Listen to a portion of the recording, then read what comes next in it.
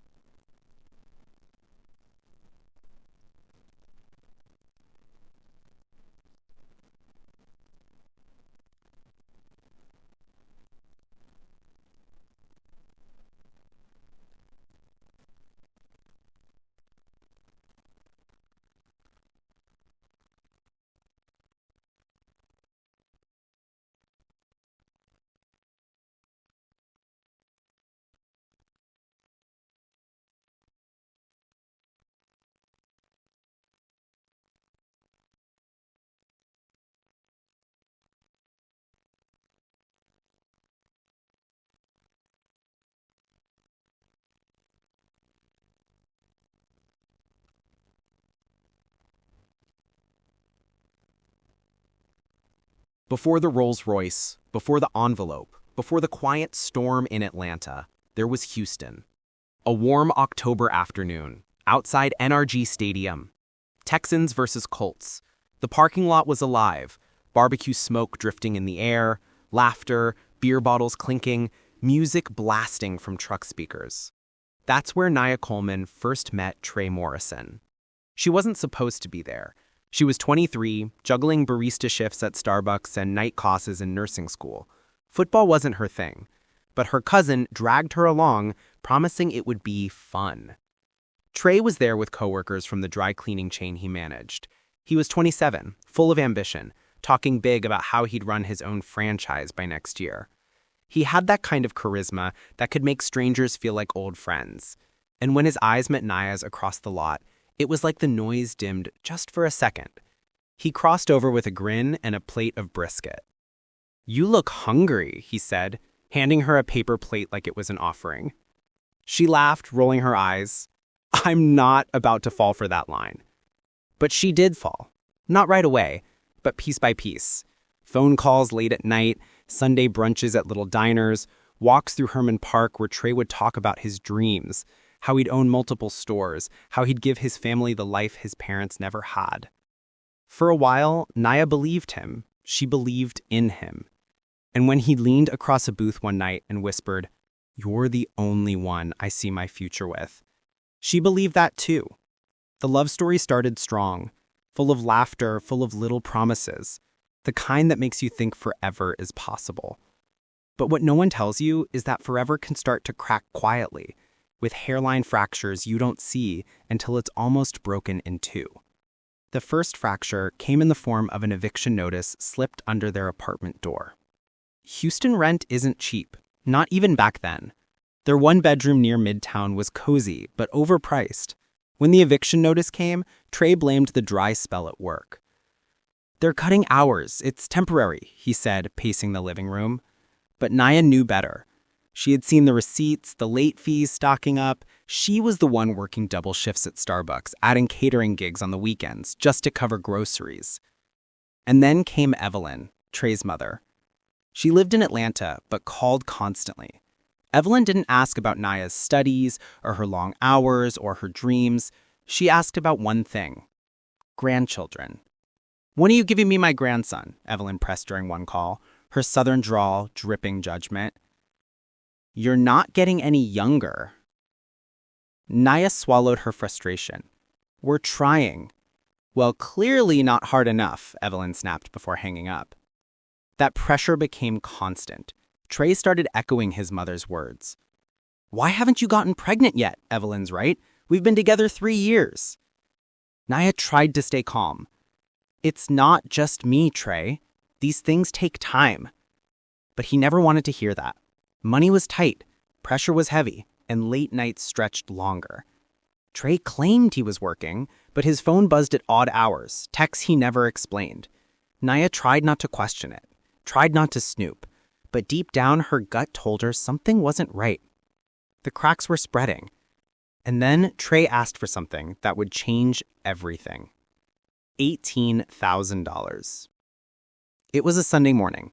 Naya had just come home from a 12-hour overnight shift at the hospital where she was training. Her body ached, her eyelids heavy, but Trey was waiting in the kitchen, papers spread across the table. "This is it," he said, his eyes bright. "Our chance." The papers detailed a lease agreement for a new dry cleaning location. "I've got everything lined up. Equipment, staff, location. I just need the down payment." "How much?" Naya asked, already dreading the answer. $18,000. Her stomach sunk. That was nearly her entire savings. Money she had built dollar by dollar over years of skipping luxuries, of saying no to vacations, of living frugally so one day she could breathe. "Trey, that's everything I have." He grabbed her hands. "Baby, listen, this isn't just my dream. It's ours. I'll make this back in 6 months. We'll never worry about rent again. Think about it. Our future, our family. No more stress." Her exhaustion made her vulnerable. Her love made her say yes. She transferred the money the next day. And for a while, things looked promising. The new location opened. Customers came. Trey walked taller, dressed sharper. He called himself a business owner. But the stress didn't go away. The arguments didn't stop. And Naya started to wonder, had she just bankrolled a dream that wasn't meant for her? The answer started to show itself month after month in the form of pregnancy tests with only one line. At first, Trey was patient. "It'll happen, babe. Don't stress." But after 6 months of negative tests, his tone shifted. "My boy's strong," he'd say it, gesturing at old photos of his cousin's kids. "This isn't me. It has to be you." The words cut deeper every time. Naya tried everything, tracking cycles, vitamins, prayer. Each month, she hoped. Each month, she cried alone in the bathroom. She begged Trey to see a doctor with her. "It takes both of us, Trey. Let's just rule things out." He shut her down. "I don't need a doctor. I've got proof. You're the one with the problem." The problem. That's what she became in his eyes. Not his partner, not the woman who emptied her savings for him. Just the obstacle between him and the family his mother demanded. Naya felt the walls closing in. The marriage she thought was built on love was now a cage built on blame. And Trey made sure she felt it every day. Cliffhanger. Until one night, a doctor gave Naya a piece of truth that Trey refused to accept. It was a humid summer evening when Naya finally went alone. She sat in a cold exam room in a Houston clinic, her heart pounding. She explained everything. The months of trying, the stress, the pressure. The doctor listened carefully, ran the tests, and came back with calm reassurance. "Naya," she said gently, "your results are perfectly normal. You're healthy, your reproductive system is functioning just fine." Naya exhaled, relief flooding her. But the doctor's face remained serious. "My advice? Your husband should also be tested. Infertility is often shared. It isn't fair to carry this alone." Naya nodded, clutching the paperwork. Hope and dread collided in her chest. That night, she told Trey. She showed him the results. His reaction? Explosive. "You think it's me?" he shouted, pacing the apartment. "I told you, I'm fine. Don't ever bring that up again." And just like that, the door slammed on reason. The truth was waiting, but Trey refused to face it. Naya folded the doctor's paper, slid it into a drawer, and whispered to herself, "One day, the truth will come out." Viewers, if you were Naya in this moment, watching your husband reject the truth, would you keep fighting for the marriage, or would you walk away? Drop your thoughts in the comments. And don't forget, stories like this come every single day here on Heat Stories. If you don't subscribe, you might miss the next twist, the next betrayal, the next comeback. Hit subscribe now so you never get blindsided. When the door finally closed on her marriage, Naya Coleman left Houston with nothing but a duffel bag and a car that rattled louder than her heartbeat. She didn't tell Trey goodbye. She didn't have to. His last words were still burned into her mind. "You're the problem. Don't come back." So she didn't. She drove north, mile after mile, until Houston's humidity gave way to Chicago's bitter wind. There, in the Pilsen neighborhood, her best friend Marisol Vega opened the door of a modest walk-up apartment and pulled her into a hug so tight it broke the dam. Naya wept into Marisol's shoulder, the tears of a woman who had carried too much for too long. Inside, the apartment was small, 2 bedrooms, mismatched furniture, smells of arroz con pollo simmering on the stove. But it was safe. Marisol didn't ask for details right away. She just handed Naya a plate and said, "Eat first, cry later." But later came fast. That night, lying on an air mattress with city sirens wailing outside, Naya realized the depth of her loss. Her savings? Gone. Her marriage? Gone. Her dignity? Stripped by years of blame. For the first time in her life, she felt like a shadow of herself. Still, morning came. And with it, the reminder that shadows only exist when there's light. The next day, Naya circled a job listing in the Chicago Tribune. Double shifts that would test her limits. Naya found work quickly. First at a Southside coffee shop, then cleaning offices at night. 2 jobs, 1 exhausted body, 0 room for dreams. Her days blurred together, pouring lattes for commuters in the morning, scrubbing conference rooms under fluorescent light at night. By the time she dragged herself back to Marisol's apartment, her hands smelt like bleach and espresso. Life milestones came and went, but they looked different now. On Sundays, Naya went to church with Marisol's family. She sat in the third pew, hands clasped, praying for peace she didn't feel yet. The pastor's sermons about endurance and second chances struck her differently each week, sometimes with hope, sometimes with pain. Thanksgiving arrived, and while families across America carved turkeys, Naya sat at Marisol's kitchen table with store-bought rotisserie chicken. She forced a smile, but her chest ached. By New Year's Eve, she wrote out a promise list. Pay off debt, save $5,000, never let another man define my worth. She taped it above her mattress as fireworks cracked over the Chicago River. But survival wasn't enough. She needed clarity. So she booked a fertility panel at Northwestern Medicine. She needed to know, for once and for all, if Trey's words held any truth. The results came back clear, perfectly healthy. The doctor's voice was steady. You are not the problem. For the first time in years, Naya exhaled fully. That night, scrolling through her phone, she found an old audio file of Trey promising her equity later, a promise she realized could become evidence. She pressed play. Trey's voice filled the tiny apartment. It's our future, Naya. Once this store takes off, you'll have equity. You'll get everything back. Naya froze, goosebumps prickling her arms. She had saved it absent-mindedly years ago, a late-night voice memo he left when he was still pretending to be a loving husband. Now, it was proof. Proof that her $18,000 wasn't a gift, it was an investment. Marisol leaned against the wall, arms crossed. Girl, you realize what you're sitting on, right? Naya shook her head. He'll just deny it, say I twisted his words. Marisol's eyes narrowed.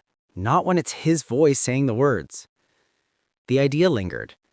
Could she really hold Trey accountable? Could she flip the narrative after all the humiliation? That night, she couldn't sleep. She lay on the air mattress staring at the ceiling, replaying the audio in her head. Each word was a reminder that she wasn't crazy. She wasn't the fool. She was the partner who sacrificed and the partner who was betrayed. Still, doubt whispered, would anyone believe her? The next morning, Naya's phone buzzed with a DM from a Houston acquaintance. The message, you ever wonder if Trey's proof of being fertile was even real? The message was from Mayanna, a nurse Naya once met at a Houston fundraiser.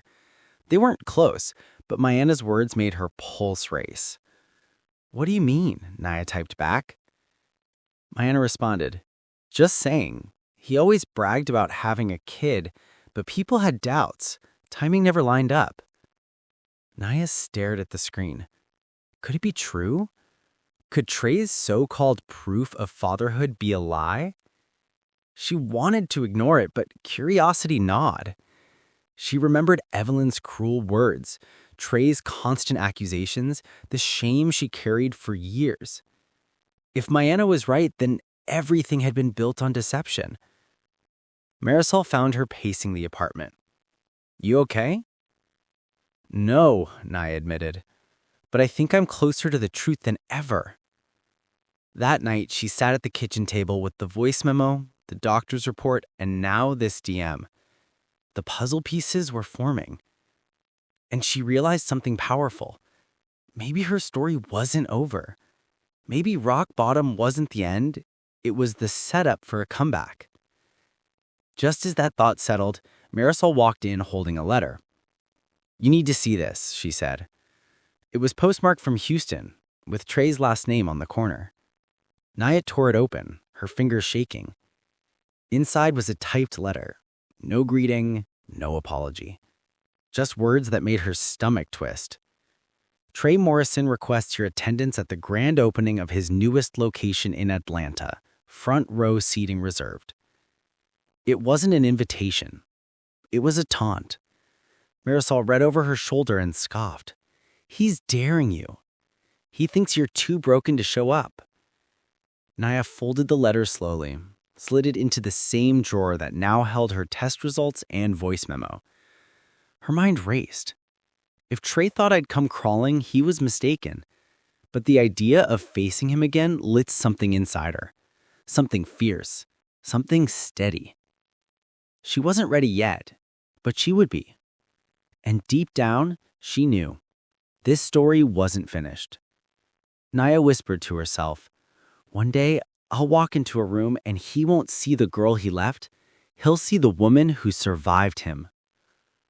Viewers, let me ask you, if you were in Naya's shoes, broke and betrayed but holding proof in your hands, would you confront Trey right away or wait for the perfect moment? Comment your answer below. And if you don't hit subscribe to Heat Stories, you could miss the very moment the tables finally turn. Don't let the next twist pass you by. Subscribe now and be part of this family that refuses to let pain have the last word.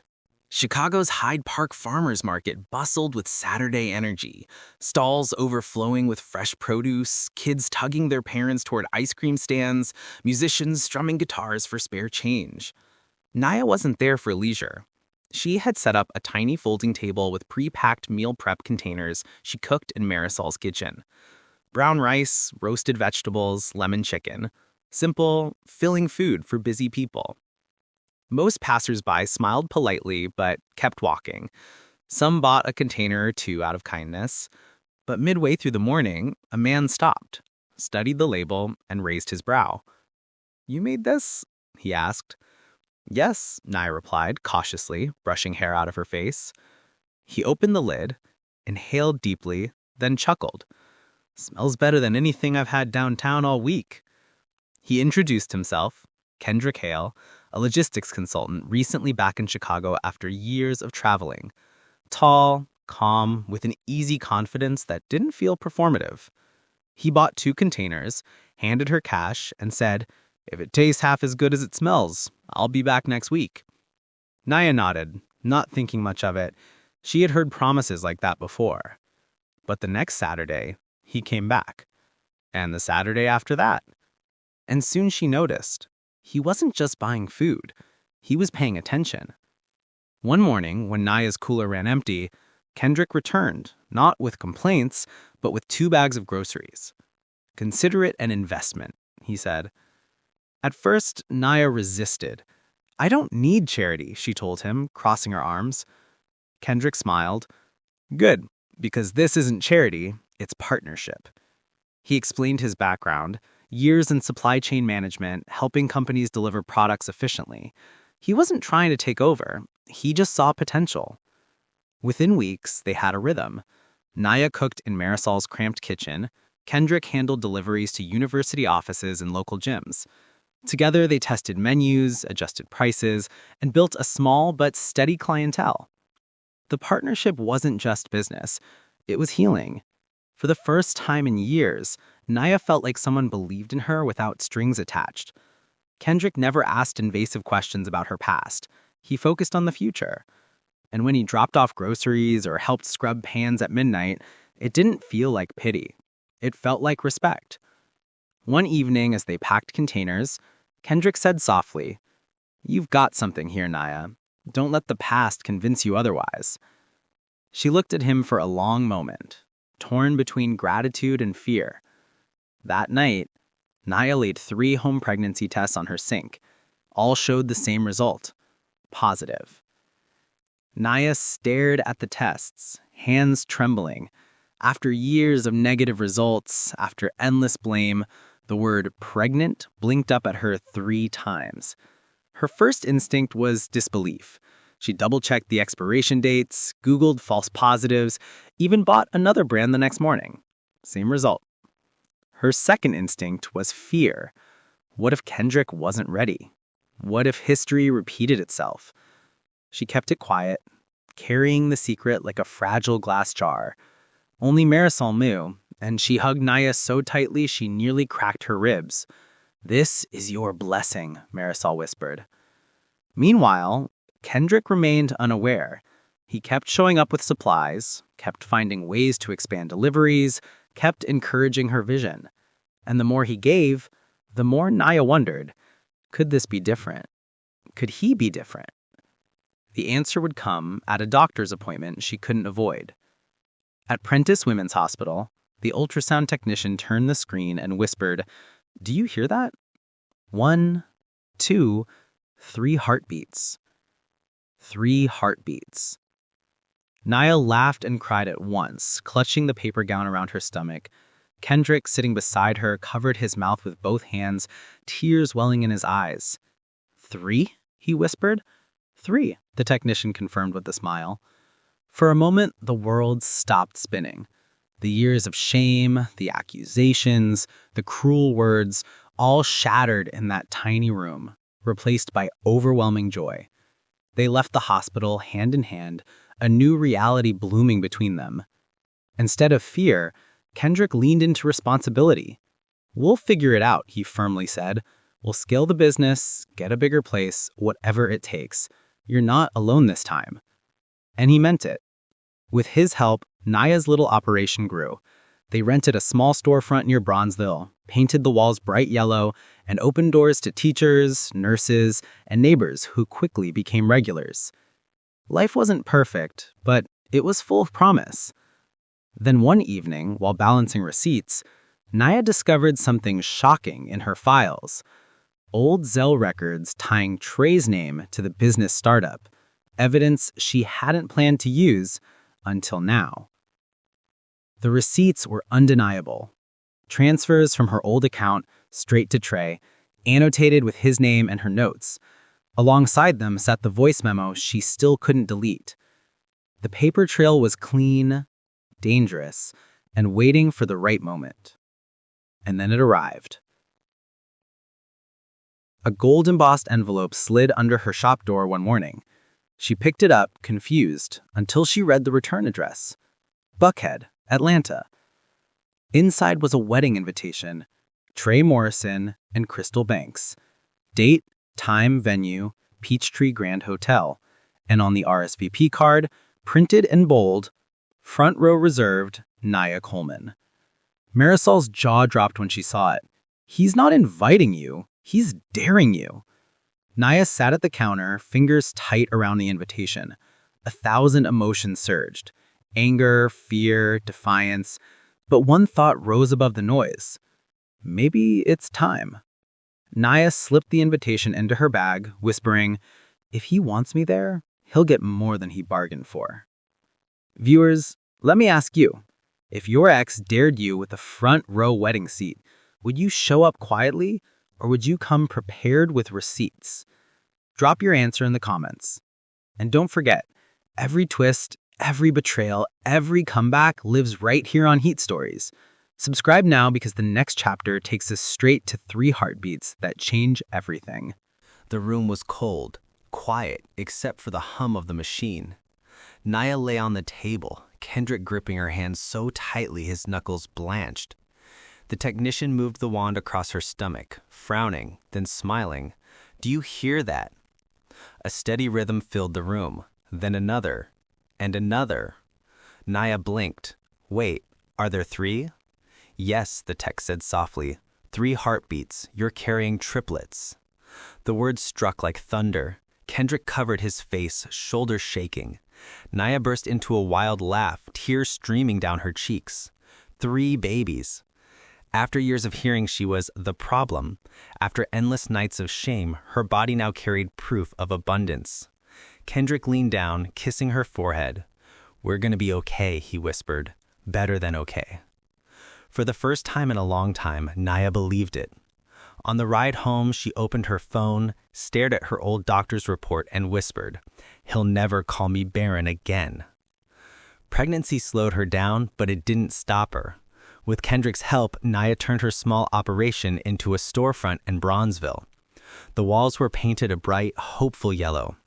Teachers came in after school, nurses on lunch break, families on weekends. Customers weren't just buying food, they were buying the story of a woman who had risen from the ashes. Kendrick handled logistics, delivery vans, inventory, permits. Naya poured her soul into recipes, each one carrying the resilience she had fought for. Word spread quickly. By spring, they were making more in a week than she used to in a month of double shifts. But beneath the success, she kept the news of her pregnancy quiet. The triplets were her secret weapon, proof, waiting for the right time. One evening as she locked up the store, she saw the receipts again, the $18,000 transfers to Trey. She slid them into a folder alongside her ultrasound photos. 2 pieces of evidence, 2 sides of her truth. That week, a gold-embossed envelope arrived at the shop. Trey Morrison wanted her in Atlanta. Marisol was the first to see it. "He reserved you a seat, front row?" Naya nodded. "He thinks I'll sit there and take it, like always." Marisol slammed the counter. "Then he doesn't know you anymore." Naya stayed quiet, but inside a storm brewed. She thought of Evelyn's sharp tongue, Trey's smirk, the years of humiliation. The triplets kicking inside her now felt like tiny drums of justice. She wasn't the same woman who left Houston with an air mattress and broken pride. She was building something piece by piece. At night, Kendrick studied the invitation with her. "He expects you weak, but you've got strength and proof." Proof that word lingered. Naya ran her hands over the folder. Doctor's notes, voice memo, receipts, ultrasound pictures. She didn't know how yet, but she knew Atlanta wouldn't end the way Trey imagined. At a Sunday service as the choir sang, Naya whispered to herself, "Lord, let me be ready." Moments later, her phone buzzed with a message from an unfamiliar Atlanta number. The message was short. "You don't know everything about Trey. Call me." Naya didn't respond, not yet. Instead, she turned her focus to preparing. Every night she organized her folder, evidence of betrayal, proof of resilience. Marisol practiced possible speeches with her in the back of the store. Kendrick urged caution, but promised to stand by her no matter what. Meanwhile, customers kept coming. A school janitor stopped by one evening saying, "You remind me of my daughter, never giving up." A nurse bought 5 meals, whispering, "You're inspiring people you know." Naya smiled, but inside she knew her biggest test was still ahead. As the pregnancy advanced, she felt the triplets move stronger each week. Each tick was a reminder she had been blamed for nothing, discarded for lies, but life had chosen her anyway.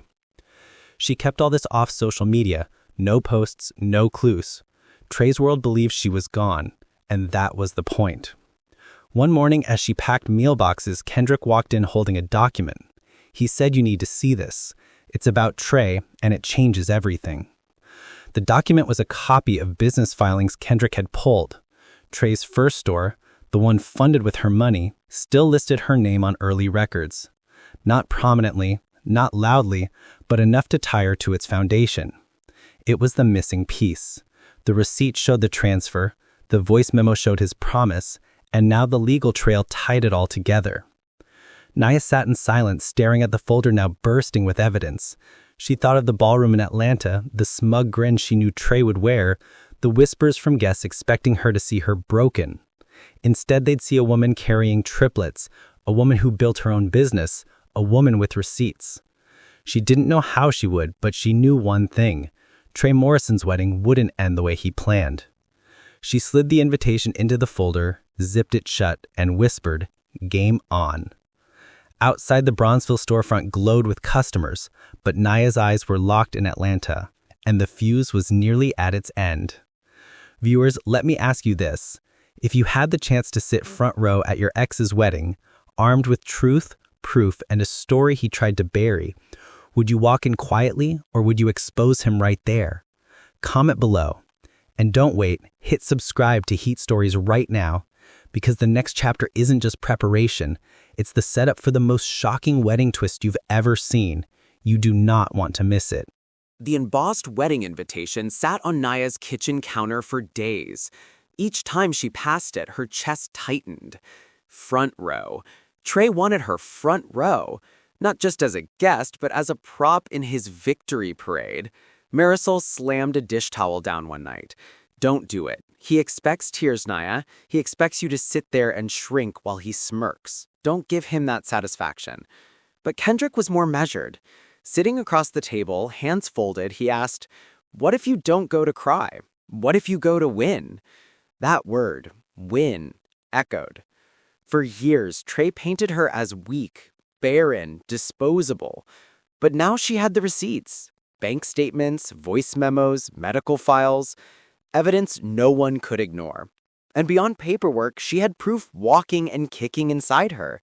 3 children who existed because she refused to let shame break her. Still, the risk was heavy. "What if it backfires?" she whispered. Kendrick leaned in. "You've lived through worse. But imagine the look on his face when you walk in with your head high, not broken, not begging, but holding the truth." That night, Naya tucked the invitation into her folder with the other documents. She didn't say it out loud, but her decision was made. The following morning, she opened her inbox to a message from an Atlanta number. The subject line read, "You should know the truth before you come." The email was unsigned, but the attachment was a scanned receipt from Trey's dry cleaning business, a loan agreement with her $18,000 transfer listed as initial funding. She gasped. Proof, formal, legal, not just a memo or a bank app screenshot. This was a contract with her money tied directly to his empire. Kendrick leaned over her shoulder. "He buried this, didn't he?" "Yes," Naya whispered. "But someone just dug it up for me." Who? A clerk? A rival? Maybe even Crystal herself? The mystery tightened her chest. Over the next few weeks, Naya built her arsenal. She printed every Zelle record. She labeled ultrasound photos. She clipped medical reports. She saved the voice memo to 3 different flash drives. Marisol joked, "You've got enough to shut down CNN if you wanted to." But it wasn't about humiliation. It was about truth. She rehearsed in front of the mirror, folder in hand, trying out words like, "This is my investment. This is my proof. This is my story." Sometimes she cried in the middle of practice. Sometimes she stared at her reflection, astonished that she had come this far. At a 4th of July block party while fireworks boomed, Marisol leaned over and whispered, "What if I told you Crystal's kid might not even be his?"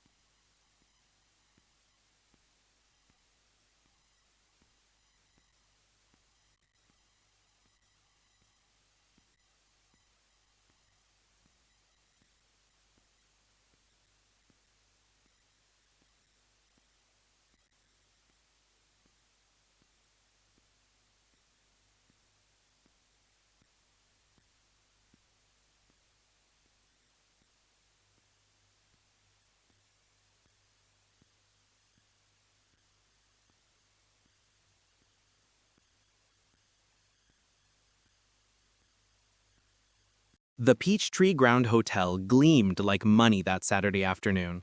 Chandeliers sparkled through tall windows, and a line of G-Wagons and Bentleys clogged the valet circle. Guests in gowns and tuxedos streamed inside, their chatter filling the marble lobby. Everyone looked polished, everyone looked expensive, exactly the audience Trey Morrison wanted. Then came the Rolls-Royce Cullinan, black, immaculate, a presence all its own. The doors opened slowly. First stepped Kendrick, sharp in a charcoal suit. Then 3 small figures climbed out, Nova, Zuri, and Kaz, dressed in matching mini tuxedos, holding their mother's hands.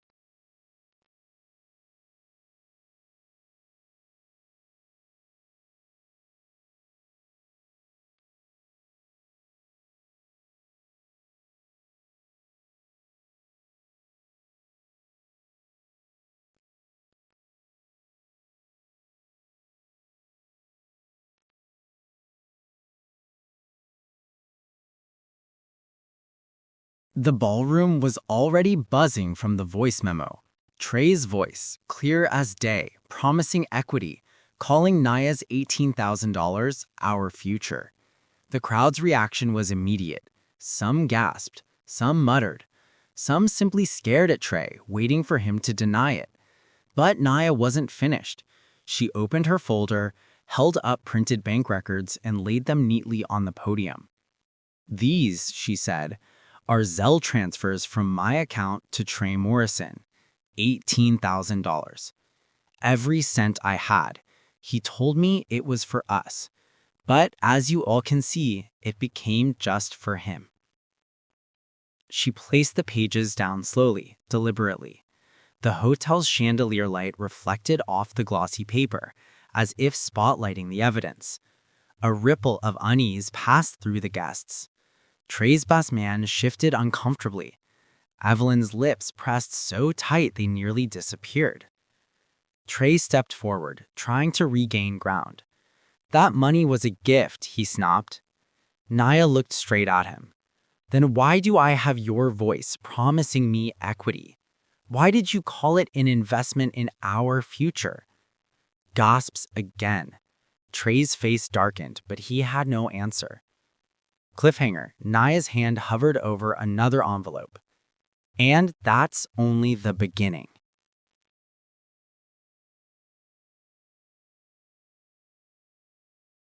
Naya reached into the folder and pulled out a folded set of medical reports, the kind of papers no one wants to see in public. "These," she said, "are my fertility results. Northwestern Medicine tested me thoroughly. Hormones, eggs, tubes, everything. Perfectly healthy, not broken, not barren, not the problem." The crowd murmured. A woman in the third row whispered loudly, "But Trey always said," before stopping herself. Naya's voice hardened. "For 6 years, he made me believe I was failing him, that I couldn't give him a family. He used those lies to break me." She paused, then set down another document. "But here's the truth. Trey refused to get tested, so I found another way." She lifted a sheet sealed in plastic, an andrology report, tied to his DNA. Male factor infertility. The room went still. Crystal's face drained of color. Evelyn's hands gripped the pew in front of her. Trey's bravado cracked. "This is ridiculous," he stammered. "That's not—" But before he could finish, Naya's calm voice cut him off. "You told the world I couldn't conceive, but you've never been capable of fathering a child naturally." The toddler by the cake table whimpered. All eyes swung toward Crystal. Naya didn't move. She simply rested her hand on the folder as if she'd known this moment was coming. "Which brings us to the final piece," she said. She pulled out a letter sealed with the emblem of a private paternity lab in Atlanta. Her voice softened. Not cruel, not mocking, but steady. "This report confirms what some of you already suspected. Crystal's child is not Trey's." Gasps exploded across the ballroom. A glass shattered in the back. The string quartet dropped their instruments. Crystal's mother clutched her daughter's arm, whispering frantically. Crystal's knees buckled, bouquets slipping from her hands. Trey shouted, "This is a setup, she's lying." But Naya held the sealed letter up high.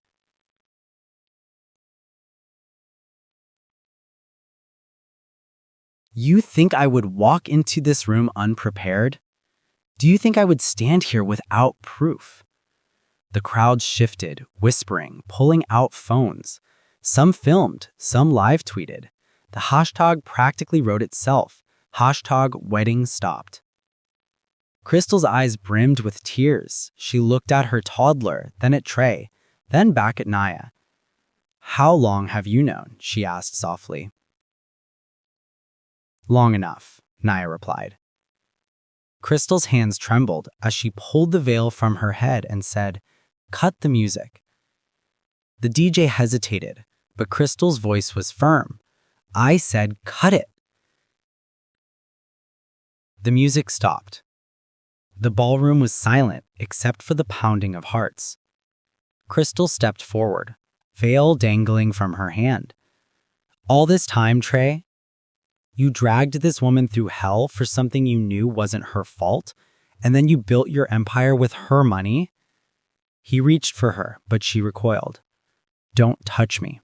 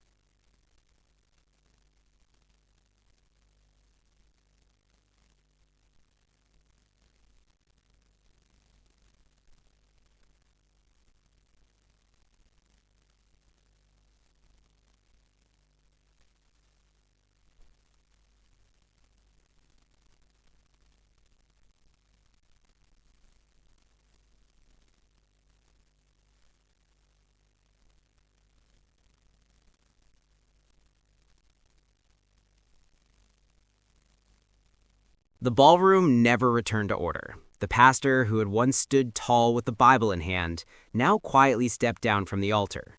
The string quartet packed their instruments in silence. Crystal stood center stage, veil gone, bouquet abandoned. She looked at Trey one last time and said, "This isn't a marriage. This was a performance." Her voice echoed off marble walls. Guests nodded. Some even clapped. Others slipped out, whispering into phones, eager to be the first to spread the news. Trey reached for her arm. "Don't walk away from me in front of them." Crystal didn't flinch. She slipped her engagement ring into his palm, turned, and walked off the platform. Her family gathered around her instantly, shielding her from flashing cameras. And just like that, the wedding was over. Not with a kiss, not with vows, but with silence and shame. In the lobby, a local influencer lifted her phone and said live, "Y'all, the bride just left. This wedding is canceled." Trey grabbed the mic, desperation bleeding through his voice. "Don't believe this circus. She's bitter. She came here to ruin what should have been a beautiful day." The guests weren't convinced. Too many receipts, too many whispers of his lies.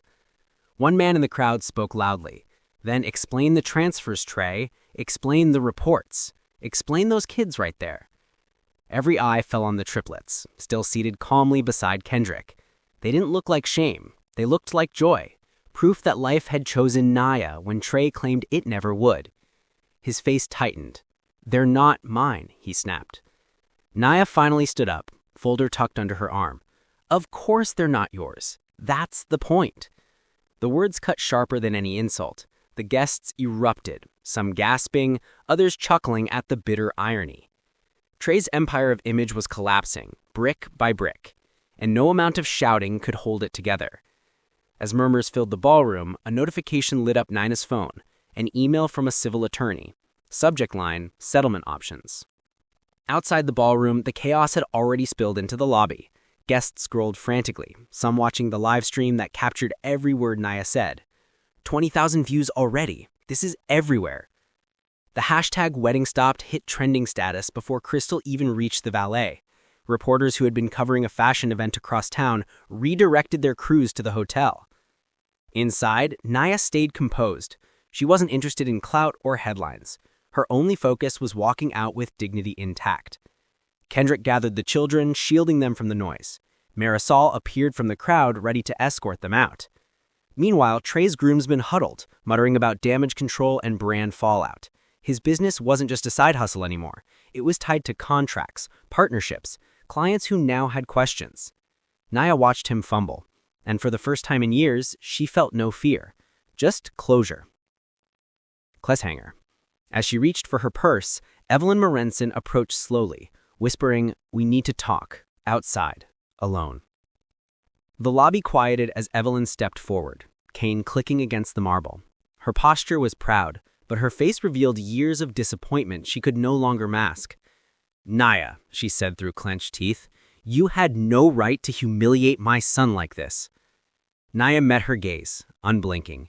"He humiliated himself. I only showed the truth." Her voice softened, though she fought to keep them hard. "You think this makes you strong? You think this is victory? You destroyed a family today." "No, Evelyn. He destroyed his own. All I did was stop covering for him." For a long moment, the two women stared at each other, one clinging to a facade of legacy, the other standing on newfound strength. Finally, Evelyn whispered, almost to herself, "You were always stronger than I wanted to admit." Before Naya could respond, Kendrick appeared at her side, placing a protective hand on her back. Evelyn leaned close and said quietly, "You haven't seen the half of what he owes you." Then she walked away. Naya didn't stay to watch Trey argue with his groomsmen. She didn't linger for the reporters who swarmed the valet. She didn't bask in the chaos she'd ignited. Instead, she walked out calmly, hand in Kendrick's, her children at her side. Cameras flashed, but she didn't break stride. The Rolls-Royce pulled up, the doorman opening the door with quiet respect. As she settled inside, the triplets leaned against her, whispering, "Mama, are we going home now?" "Yes," she said gently, "we're going home." Through the tinted glass, she saw Trey standing alone in the ballroom doorway. No bride, no family, no allies. Just a man stripped of the illusions he'd built. The car pulled away, The hotel lights faded behind them. The night air felt lighter, freer. For the first time in years, Naya felt peace. Back in the quiet of the hotel suite, Kendrick handed her his phone. On the screen glowed the Yale attorney's email. Mrs. Coleman, you may be entitled to restitution on your $18,000 investment plus interest. Let's talk. Viewers, let me ask you, if you were Naya, would you take the legal route and claim back what Trey owes you? Or would you walk away now that his empire has crumbled? Drop your thoughts in the comments. And don't forget to subscribe to Heat Stories, because the final chapter doesn't just deal with exposure. It deals with fallout, redemption, and one last twist that could change everything. In the weeks after the wedding, Atlanta couldn't stop talking. What happened at the Peachtree Grand wasn't just gossip, it was headline material. Blogs, podcasts, even morning radio hosts dissected every detail.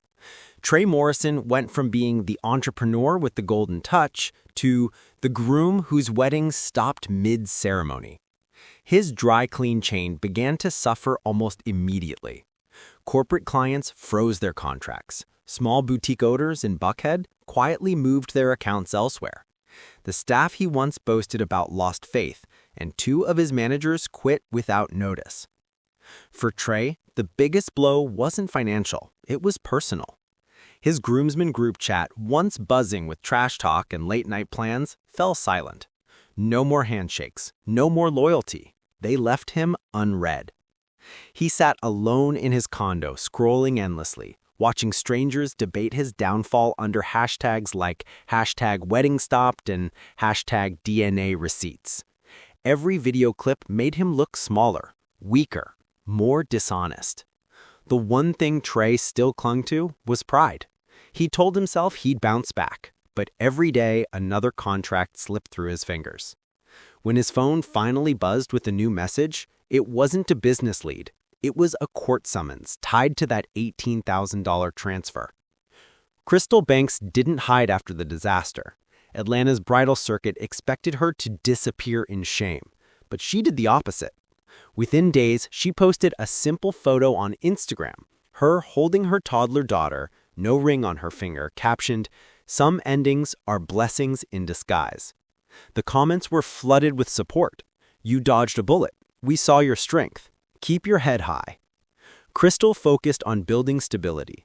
She found work at a midtown PR firm, leaning into her talent for events and strategy. She also entered co-parenting sessions with her child's father, determined not to repeat Trey's mistakes. In interviews, she never mentioned Trey's name. Instead, she spoke about learning to value peace over spectacle. Her quiet dignity won her allies who admired her decision to walk away when it mattered most. At a networking brunch, someone whispered, "She's glowing now. The best revenge is moving forward." Crystal nodded politely, knowing they were right. She didn't need to say a word. Her life spoke for itself.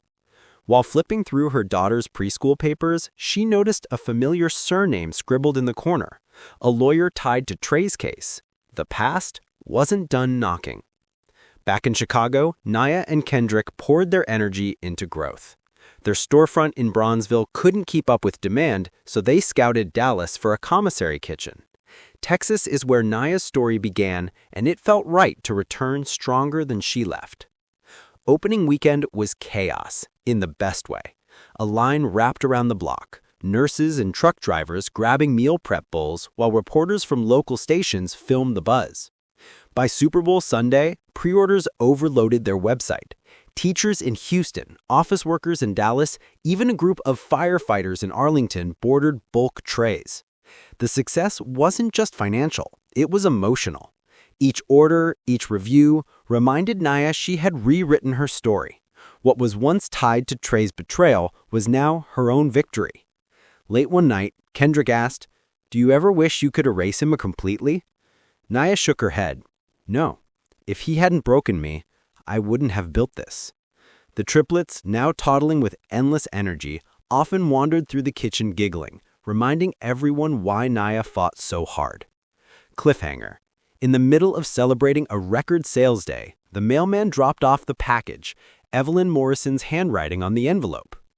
The package Evelyn sent wasn't large, but it was heavy with history.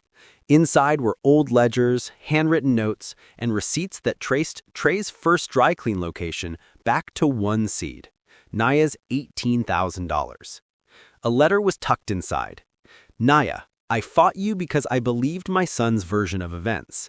I see now that was my mistake. What you build after leaving him proves you were always the stronger one. Forgive an old woman who finally sees the truth. Naya read it 3 times, tears welling but not falling. Forgiveness didn't come easy, not after years of being blamed and shamed. Still, something about Evelyn's shaky handwriting felt sincere. Marisol smirked when she saw the papers. Looks like even his mom is on your side now. Naya folded the note carefully, not ready to answer forgiveness, but willing to keep the door open. The ledgers would become important later, strengthening her legal claim. But in that quiet moment, what mattered was recognition, from the very woman who once called her a burden. That night, as Kendrick locked up the shop, Naya's phone buzzed again. This time, it wasn't Evelyn. It was a lawyer saying, "We found another bank account Trey never disclosed." The attorney's voice was calm but firm. "Mrs. Coleman, Trey hid funds, not just a little, enough to suggest he was preparing for fallout years ago. You may be entitled to even more restitution." The revelation stunned her. Trey had buried money while convincing her to drain her savings. Now, years later, those hidden accounts could finally flip back into her hands. Kendrick placed his hand over hers. "This isn't about revenge. It's about justice. You deserve every cent." For Naya, the decision wasn't just legal, it was symbolic. Taking back what was hers meant closing the chapter fully, leaving no part of Trey's shadow in her story. As the triplets slept in their cribs, she whispered softly, "We'll never carry his weight again." Across the country, Trey sat in his condo staring at an empty inbox, realizing his downfall wasn't over. The walls were closing in, and this time, there would be no escape. Meanwhile, Heat Stories viewers are left with one lingering question. Should Naya take the final settlement or walk away now that she has everything she dreamed of? So let me ask you, if you were Naya, would you sign the settlement papers and take back everything Trey owes, or would you leave the money and focus only on the life you built? Comment your thoughts below. And don't forget, subscribe to Heat Stories, because every week we bring you stories of betrayal, justice, and redemption that keep you on the edge of your seat. Stay with us. Your story might just be next.